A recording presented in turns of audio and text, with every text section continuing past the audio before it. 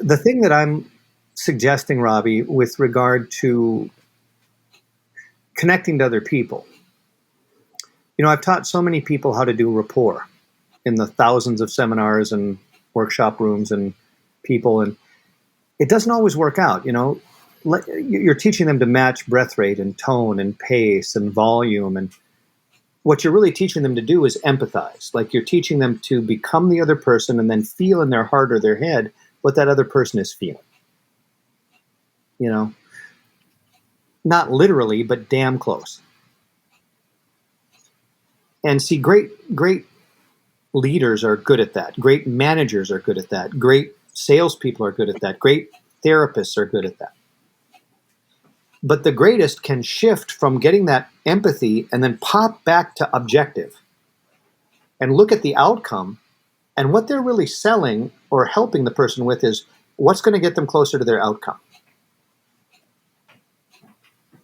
This person has 10 acres. Do I want to sell them a push mower or a riding mower? Well, if I care about them, I'm going to sell them a riding mower.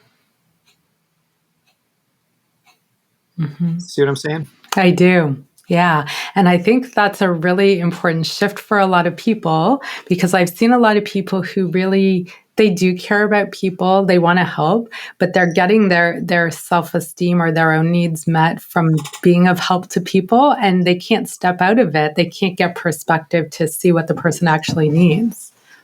There's a huge difference between I'm good because I'm helping, or Bill's doing well because I helped Bill do well, or Joni's doing well because I helped Joni do well.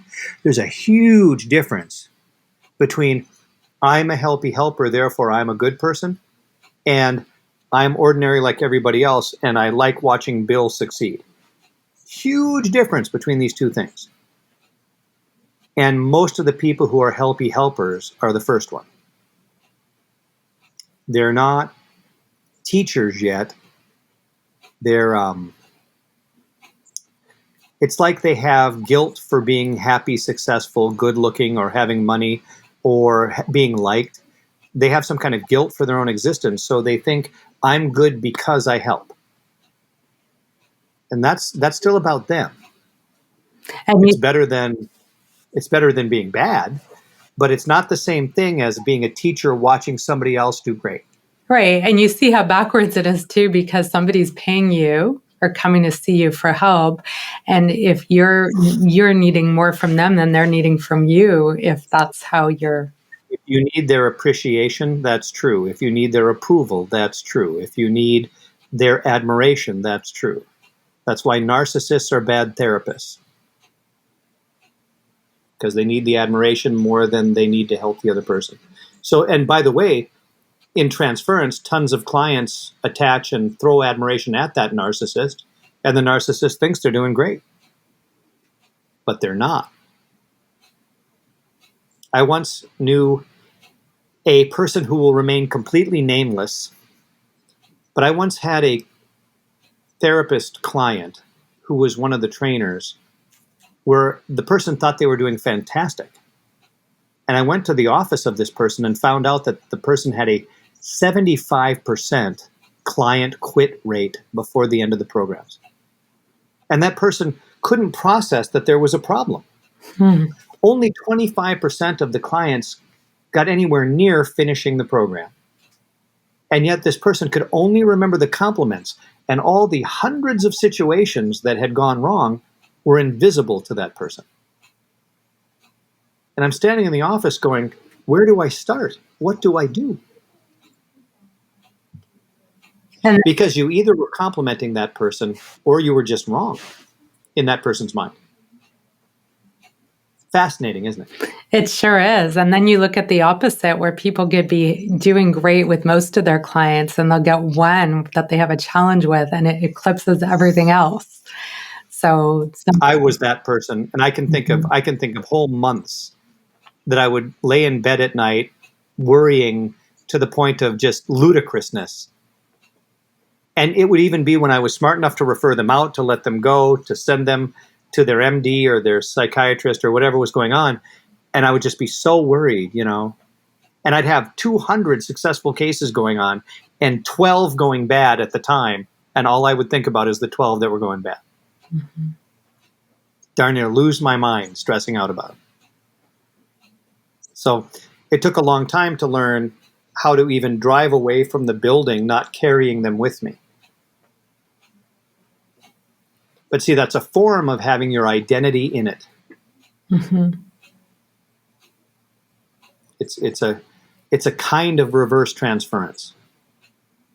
And there's a real sweet spot for this because we definitely want to care about our clients. We want to notice when we need to improve or get feedback.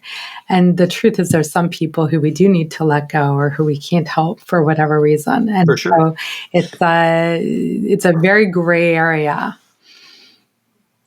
Sometimes as a salesperson, the best thing you can do to help someone is refer them to your competition.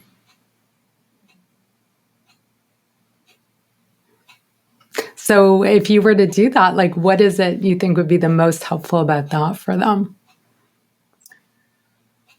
It's the trust issue because you're showing there's times when what you're doing for someone is you're helping them to realize no one's trying to take advantage of them.